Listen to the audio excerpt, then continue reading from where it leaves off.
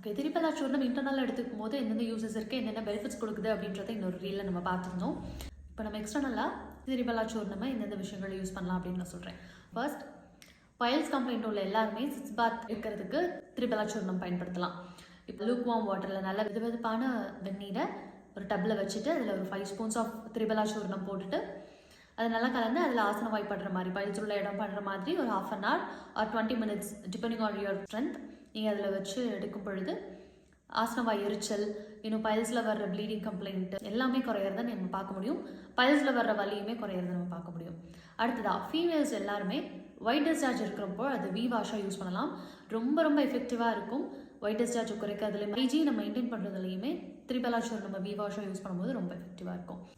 அடுத்ததாக பார்த்தோம் அப்படின்னா அது நம்ம பல் பொடியாக யூஸ் பண்ணலாம். பல் பொடியாக நம்ம யூஸ் பண்ணும் பொழுது ஈறுகளை பலப்படுத்துறதோட பல் கரைகளை போக்குறதுல, பல் கூச்சத்தை குறைக்கிறதுல, நம்ம கேவிட்டிஸ் வராமல் பார்த்துக்கிறதுலையும் திரிபலா சூர்ணம் பெருமளவு பங்கு வகிக்கும். திரிபலா சூர்ணம் வெறுமனே இன்டர்னலாக சாப்பிட்றதுக்கு மட்டும் இல்லை, எக்ஸ்டர்னலாகவுமே ரொம்ப ஹெல்ப்ஃபுல்லான ஒரு medicine. So do try this and tell me in comments.